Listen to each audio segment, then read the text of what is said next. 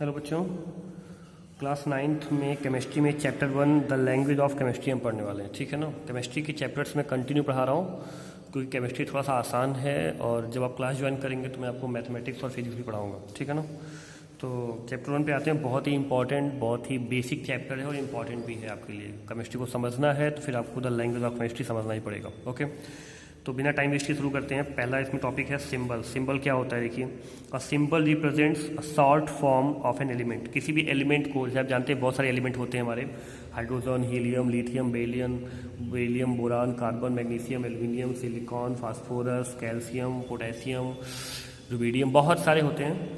तो उनको हम कैसे शो करें, सबका नाम लिखेंगे तो बहुत बड़ा हो जाएगा, तो इससे हम उनको एक शॉर्ट फॉर्म दे देते हैं और इसी को हम सिंबल कहते हैं। ठीक है ना। तो सिंबल क्या है, इसका एक शॉर्ट फॉर्म है the qualitative and quantitative meaning of the term. समझ में आ गया। सिंबल है, सारे सिंबल एक दूसरे से अलग होते हैं ताकि हम उनको देखकर समझ जाएं। ठीक है। Okay, a symbol represents a specific element और one atom of element.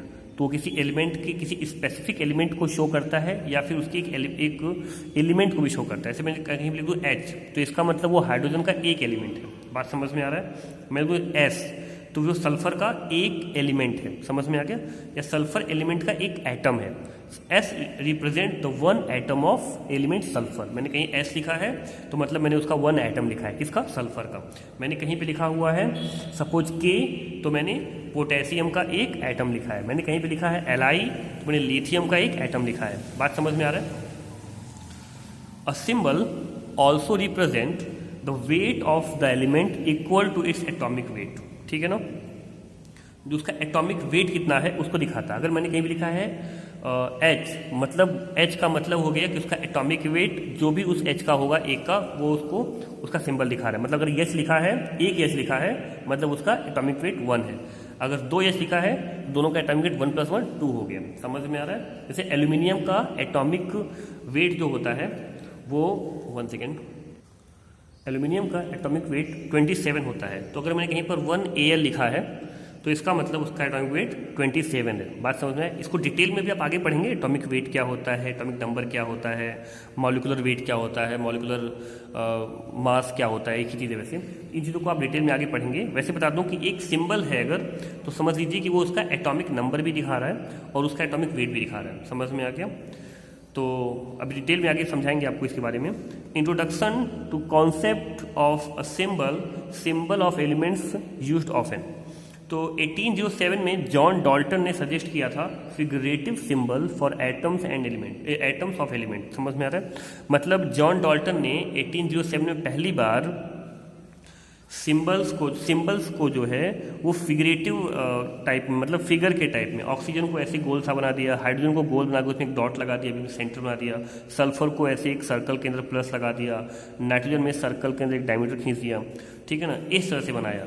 Ammonia होता है NH3, तो नाइट्रोजन को देखो यहाँ बीच में ये दिखाया ना, तो वो N हो गया और ये 3 H NH3 हो गया अमोनिया। समझ में आ रहा है। इस तरह से। लेकिन ये चीज़ें आप सोचो कि ऐसे ऑक्सीजन को O याद करना, हाइड्रोजन को H याद करना, सल्फर को S याद करना, ये चीज़ें आसान होती हैं, लेकिन ऐसे फिगर याद करना बहुत ही मुश्किल है। ये थोड़ा सा उबाऊ हो जाता है। समझ में आ रहा है। बोरिंग हो जाता है। तो ये चीज़ें आगे चली नहीं फिर।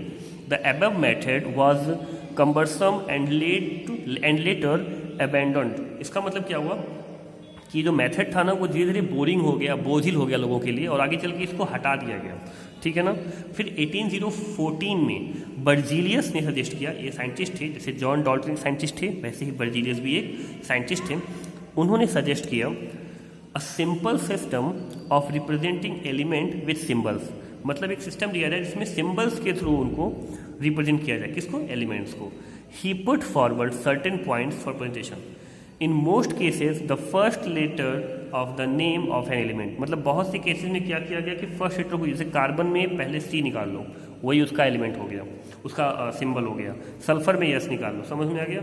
इन cases where the first letter is already adopt, मतलब कोई ऐसे केस जहाँ पे हमने पहले ही ले रखा है तो वहाँ पे फर्स्ट 2 लेटर यूज़ किया जाता था। जैसे कैल्शियम। अब कैल्शियम में भी अगर हम C लेते हैं ना, सिर्फ C, तो हम कंफ्यूज रहते हैं कि वो C कैल्शियम का है या फिर वो C कार्बन का है। बात समझ में आ रहा है आपको? अगर यहाँ दिख रहा हो क्लियर तो इसलिए कैल्शियम को कार्बन से अलग दिखाने के लिए कैल्शियम को Ca ले लिया गया, ऐसे सिलिकॉन को Si ले लिया गया। कुछ ऐसे भी सिंबल्स लिए गए जो कि उनके इंग्लिश नेम से नहीं बल्कि उनके लैटिन नेम से यूज किए गए थे। देखिए यहाँ पे लिखा हुआ है, जैसे कि अब कॉपर, तो कॉपर CO होता है लेकिन हम बोलते हैं Cu हैं क्योंकि वो क्यूप्रम से लिया गया है। ऐसे ही आयरन जो है वो फेरम से लिया गया है, समझ में आ गया। Fe, ऐसी potassium K, gold Au, silver Ag, lead Pb, sodium Na, mercury Hg, समझ में आ रहा है। तो ये सब आपको ज़्यादा याद नहीं करना, हाँ इनका सिंबल्स याद करना है, बट ये कहाँ से लिए गए हैं ये ज़्यादा पूछता नहीं है। वैसे याद कर लो तो अच्छी बात है बट ज़रूरत नहीं है। बात समझ में आ गया, सिंबल्स याद होने चाहिए, सिंबल्स ज़रूरी हैं आपके लिए, ठीक है ना। तो आई होप ये चीज़ आपको समझ में आई है, ठीक है। कोई डाउट होगा तो पूछिएगा। इसमें इस पूरी चीज़ का जो एक कहते हैं मोटिव ये था कि आप ये जाने कि सिंबल का यूज़ क्या है, ठीक है ना। सिंबल क्यों रखे गए, सिंबल नहीं रखे गए होते तो हमारा जो केमिस्ट्री है वो बहुत ही लेंदी हो जाता, इसलिए हमको सिंबल बनाने पड़े, क्योंकि एलिमेंट एक दो नहीं होते हैं, बहुत होते हैं, 118 के नियर अबाउट होते हैं। बात समझ में आ रहा है। और भी फर्दर एलिमेंट ढूंढे जा रहे हैं, इसलिए उनका सिंबल होना बहुत ही ज़रूरी है, ठीक है। अच्छा, इसमें एक और चीज़ लिखा है, a symbol also represent the weight of the element equal to its atomic weight. It represent how many times an atom is heavier than 1 atomic mass unit AMU which is defined 1/12 mass of carbon atom. देखिए ये चीज़ आपको जानने की कोई ज़रूरत नहीं है, ये क्लास 10th का मोल कॉन्सेप्ट एक चैप्टर है, वहाँ से मैं बताऊंगा आपको कि कार्बन का जो 1/12 होता है, कार्बन 12 जो है C12, ये कार्बन का एक आइसोटोप है। आप अभी नहीं जानते आइसोटोप क्या होता है। उसका जो 1/12 मास होता है उसको हम 1 AMU कहते हैं, एटॉमिक मास यूनिट, AMU, समझ में आ गया। तो डिटेल्ड अभी आपको जानने की ज़रूरत नहीं है, बस ये जानिए कि सिंबल जो है वो मास दिखाता है, एटॉमिक मास दिखाता है। कोई भी सिंबल अपने एलिमेंट का एटॉमिक मास दिखाता है, इतना जानिए, ठीक है। बाकी जो क्लास ज्वाइन करेंगे तो मैं आपको डिटेल में इसके बारे में बताऊँगा। ओके, आगे बढ़ते हैं। नेक्स्ट टॉपिक है हमारा valency, radicals and chemical formula. तो बच्चों ये क्या होता है, देखिए वैलेंसी के लिए तो यहाँ पे लिखा हुआ है, बहुत ही कंफ्यूजिंग सा एक डिफिनेशन है, the number of hydrogen atoms which can combined with or displace 1 atom of element or radical so as form a compound, ठीक है ना। इससे आपको समझ में नहीं आएगा, मैं आपको बताता हूँ एक्चुअली होता क्या है। देखिए किसी भी एटम के अंदर क्या होता है, न्यूक्लियस होता है, आप जानते हैं। न्यूक्लियस की चारों तरफ इलेक्ट्रॉन चक्कर लगाते हैं अलग अलग सेल में, ये बातें आप जानते होंगे कि न्यूक्लियस के चारों तरफ इलेक्ट्रॉन चक्कर लगाते हैं, समझ में आ गया। मैं आपको ये क्लास 10th की बुक है उससे समझने का ट्राई करता हूँ, काफ़ी इंपॉर्टेंट टॉपिक है। देखिए वो जो ये है हमारा मॉडर्न पीरियोडिक टेबल, इसमें बहुत सारे एलिमेंट्स हैं, लेकिन लास्ट में जो आपको ये एलिमेंट दिख रहे हैं ना, ये ग्रुप 18 में जो आपको एलिमेंट्स दिख रहे हैं ना, He, Ne, Ar, Kr, Xe and Rn, मतलब helium, neon, argon, krypton, xenon, radon, ये जो हैं हीलियम से लेकर के रेडॉन तक, ये ऐसे एलिमेंट हैं जो स्टेबल हैं, ये किसी के साथ रिएक्शन नहीं करते। और पता है ये स्टेबल क्यों है, He से लेकर Rn तक, यहाँ देखो रीजन दिया है, helium, neon, argon, krypton, xenon, radon, क्योंकि इनके लास्ट सेल में, मतलब देखो हीलियम के पास, हीलियम का एटॉमिक नंबर 2 है, जितना एटॉमिक नंबर होता है बच्चों उतना ही उसके अंदर इलेक्ट्रॉन होता है। हीलियम के पास केवल 2 इलेक्ट्रॉन है और इसीलिए वो 2 इलेक्ट्रॉन इसके एटॉमिक, मैं आपको यहाँ पे दिखाता हूँ, ये देखिएगा, ये देखो ये हीलियम बना हुआ है, हीलियम के पास केवल 2 इलेक्ट्रॉन है, ये 2 दिखा रहा है ना, 2 इलेक्ट्रॉन है और 2 इलेक्ट्रॉन इसके सेल में घूम रहा है। घूम रहा है कि नहीं घूम रहा है, मतलब इसके पास केवल 2 ही हैं। इसके पास एक ही शेल है जिसमें इलेक्ट्रॉन घूमता है, उसे हम सेल कहते हैं। और पहले सेल में ये हमारा फर्स्ट सेल है, जैसे देखो यहाँ पे नियॉन के पास फर्स्ट सेकंड 2 सेल हैं, पहले में 2 और दूसरे में 8, समझ में आ रहा है। अच्छा यहाँ देखो इसके पास एक ही शेल है और अगर पहले सेल में केवल 2 हैं, पहले सेल में केवल 2 आ ही सकते हैं, उसकी लिमिटेशन ही केवल 2 की है और 2 हैं भी, समझ में आ रहा है। मतलब आप यहाँ पे देखिए कि हीलियम के पास केवल एक ही शेल है और उसमें 2 इलेक्ट्रॉन हैं, मतलब उसका जो आखिरी सेल है, जो पहला सेल है वही आखिरी सेल भी है, बात समझ में आ रही है। और उसमें 2 भर सकते हैं और 2 भरे भी गए हैं, इसलिए हीलियम क्या है, वो स्टेबल है।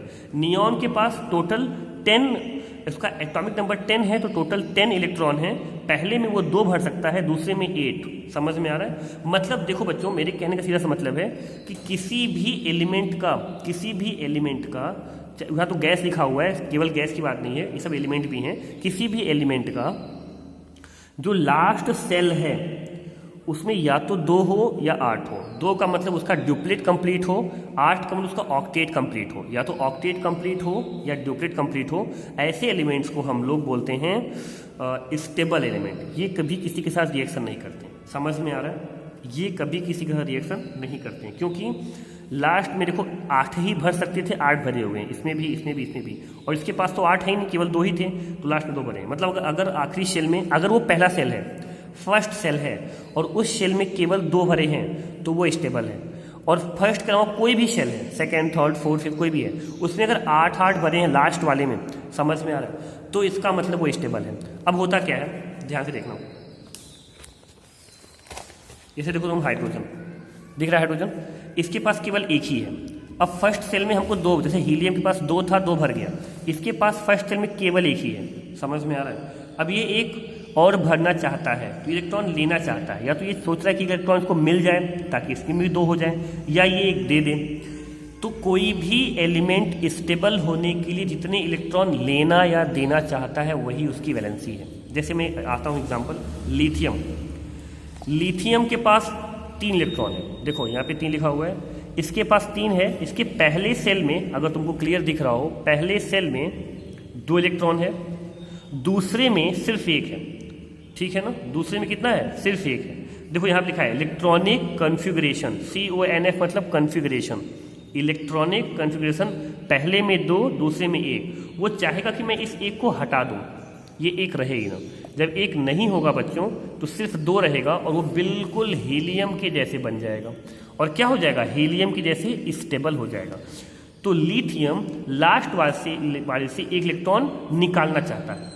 तो जो भी एलिमेंट अपना लास्ट सेल में इलेक्ट्रॉन को निकाले या ले ले, लो हम किसी से ले करके पूरा कर लें, इसी को उसकी वैलेंसी कहते हैं। जैसे मैं एक और एग्जाम्पल देता हूँ आपको, फ्लोरीन की। फ्लोरीन के पास टोटल 9 इलेक्ट्रॉन है, पहले में 2, देखो इलेक्ट्रॉनिक कॉन्फिगरेशन बताता है कि पहले में 2, दूसरे में 7। अब इसके बगल में नियॉन है, देखो नियॉन स्टेबल है, मैंने यहाँ पे दिखाया था, नियॉन स्टेबल है क्योंकि उसके पास 10 है, पहले में 2, दूसरे में 8। 8 उसका आखिरी सेल है, और आखिरी सेल में अगर 8 है तो वो क्या है? स्टेबल है। लेकिन ऐसी कंडीशन फ्लोरीन के साथ नहीं है, उसके पास नियॉन जैसी कंडीशन नहीं है, उसके पास 9 है, तो पहले में सिर्फ 2 जाएगा और दूसरे में 7 गया, क्योंकि 7 2 कितना होता है? 9। दूसरे में वो चाहता है कि उसके पास भी इसके जैसा 2 और 8 रहे, लास्ट में 8 आ जाए। इसके लिए वो किसी से इलेक्ट्रॉन लेना चाहेगा कि प्लीज़ मुझे एक इलेक्ट्रॉन दे दो। बात समझ में आ रही है? तो वो इलेक्ट्रॉन लेना चाहेगा, वही उसकी वैलेंसी होगी। तो कोई भी एलिमेंट जितने इलेक्ट्रॉन लेना या देना चाहता है ताकि उसका आखिरी सेल पूरी तरह से भर जाए, मतलब या तो 2 बन जाए या 8 बन जाए, समझ में आ रहा है? तो उसे हम बोलते हैं उसकी वैलेंसी। जितने इलेक्ट्रॉन वो ले या दे सकता है उसे हम बोलते हैं उसकी वैलेंसी। बात समझ में आ रहा है? देखो जितने भी मेटल्स होते हैं, जिसमें आप हाइड्रोजन को भी इंक्लूड कर लो, हालांकि हाइड्रोजन मेटल नहीं है, बट यहाँ हम इंक्लूड कर लेते हैं। जितने भी मेटल्स होते हैं और हाइड्रोजन, उनकी वैलेंसी को हम लोग हमेशा पॉजिटिव से दिखाते हैं। मतलब जितने इलेक्ट्रॉन वो ले सकते हैं, सॉरी इलेक्ट्रॉन लेते नहीं है, वो देते हैं, इलेक्ट्रॉन वो दे सकते हैं, उन्हें हम बोलते हैं उनकी वैलेंसी पॉजिटिव है। अगर उन्होंने 2 इलेक्ट्रॉन दिया तो पॉजिटिव 2 आ जाएगा। जैसे Mg, देखो मैग्नीशियम, मैग्नीशियम एक मेटल है, यहाँ पे -2 इलेक्ट्रॉन दिखा रहा है, मतलब इसने 2 इलेक्ट्रॉन दे दिया, तो इसके ऊपर 2+ आ गया, मतलब अब इसकी वैलेंसी हो गई 2 की, समझ में आ गया? पॉजिटिव। ऐसे ही हमारा पोटेशियम है, पोटेशियम ने 1 इलेक्ट्रॉन दे दिया, अगर 1 दे देगा तो वो स्टेबल हो जाएगा। इलेक्ट्रॉन को माइनस हुआ है तो इसके ऊपर +1 आ गया, इसे बोलते हैं यूनिवैलेंट। और ये पॉजिटिव क्यों आया? क्योंकि ये एक मेटल है, समझ में आ रहा है? ऐसे ही नॉन मेटल, उनकी वैलेंसी हमेशा निगेटिव में लिखी जाती है। जैसे क्लोरीन ने इलेक्ट्रॉन ले लिया, जब भी कोई इलेक्ट्रॉन लेता है तो उसकी वैलेंसी हमेशा निगेटिव में लिखी जाती है, समझ में आ गया? और कोई इलेक्ट्रॉन देता है तो उसकी वैलेंसी हमेशा पॉजिटिव में लिखी जाती है। और जितने भी मेटल हैं वो हमेशा इलेक्ट्रॉन देते हैं, और जितने भी नॉन मेटल हैं वो इलेक्ट्रॉन लेते हैं। इसको आप ऐसे भी समझ सकते हैं कि ऐसा कोई भी एलिमेंट जो स्टेबल होने के लिए इलेक्ट्रॉन को दान कर दे कि ले जाओ तुम, वो मेटल होगा हमेशा। और ऐसा कोई भी एलिमेंट जो स्टेबल होने के लिए इलेक्ट्रॉन को ले ले कि मुझे चाहिए, मैं दूंगा नहीं, मुझे चाहिए, ऐसा कोई कहता है तो इसका मतलब वो है नॉन मेटल। आई बात समझ में? अच्छा, कुछ ऐसे एलिमेंट भी होते हैं इलेक्ट्रॉन दे भी सकते हैं, ले भी सकते, दोनों काम करते हैं, एंड ऐसे को हम बोलते हैं मेटलॉइड। ठीक है, आई होप समझ में आ गया होगा। बाकी इसको डिटेल में मैं क्लासरूम में फिर से एक बार बताऊंगा, ठीक है ना, वैलेंसी को। अच्छा, कुछ ऐसे भी एलिमेंट्स होते हैं बच्चों जो वेरिएबल वैलेंसी दिखाते हैं। क्या करते हैं? वेरिएबल वैलेंसी दिखाते हैं, ठीक है ना। जैसे कि यहाँ पे देखो कॉपर है, तो कॉपर का +1 भी आता है कभी कभी, +2 भी आता है कभी कभी, ठीक है। कॉपर का मैं तुमको एग्जांपल दिखाता हूँ। अब ये क्यों होता है ये आप आगे पढ़ेंगे, बट ये होता है। जैसे कॉपर का देखो, कॉपर के पास टोटल 29 इलेक्ट्रॉन होते हैं। उसके पहले सेल में, अगर आपको क्लियर थोड़ा सा दिख रहा हो, मैं पास से दिखाता हूँ, उसके पहले सेल में 2 इलेक्ट्रॉन होते हैं, दूसरे में 8, तीसरे में 18, चौथे में 1। समझ में आ रहा है? तो वो चाहेगा कि अपने आखिरी वाले को, अब आप कहेंगे सर यहाँ लास्ट में तो 18 आ गया, आपने कहा था लास्ट में 8 होना चाहिए। देखिए, कुछ एलिमेंट 20 तक जितने भी एलिमेंट होते हैं, ऐसे एलिमेंट जिनका एटॉमिक नंबर 20 तक है, वहाँ तक तो ये रूल काम करता है। उसके आगे ये रूल सही से काम नहीं करता, उसमें बहुत सारे एक्सेप्शंस हैं, वो सब आप आगे पढ़ेंगे। जो मैंने बताया ना कि लास्ट सेल में सिर्फ 8 इलेक्ट्रॉन होंगे, अगर 8 तो उसका मतलब वो स्टेबल है।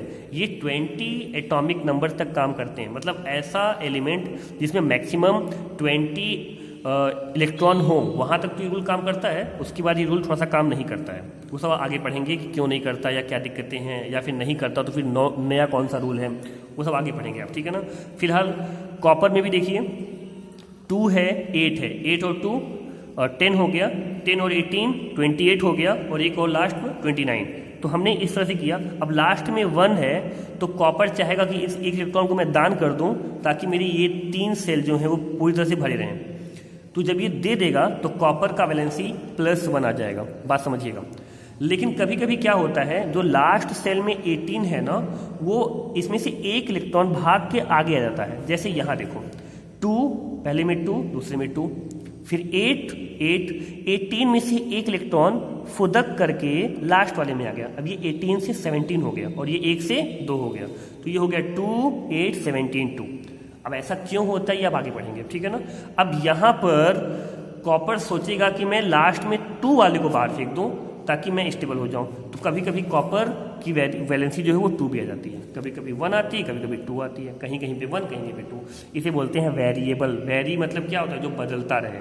तो कुछ ऐसे एलिमेंट्स हैं जो वेरिएबल वैलेंसी दिखाते हैं। जैसे कॉपर दिखाया, ऐसे ही आपका Hg दिखा रहा है, ऐसे आपका Ag सिल्वर दिखा रहा है, ऐसे आपका Au देखो +1 दिखाता है, +3 दिखाता है, या Fe मतलब आयरन वो दिखाता है +2 +3, ऐसे ही Pb दिखाता है प्लम्बम, Sn दिखाता है, Mn दिखाता है, Pt, ये सब कुछ ऐसे एलिमेंट्स हैं जो दिखाते हैं। समझ में आ गया? मैग्नीज हो गया, प्लेटिनम हो गया, ये सब दिखाते हैं। बात समझ में आ रही है? इन्हें आपको याद ही करना पड़ेगा, कोई और तरीका नहीं है फिलहाल तो। अच्छा, रेडिकल्स या उसकी आगे चीज़ें हम आगे पढ़ेंगे, ठीक है। Thank you.